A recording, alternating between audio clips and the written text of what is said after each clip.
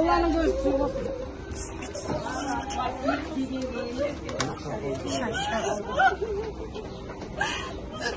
Azıcık kaydan sonda.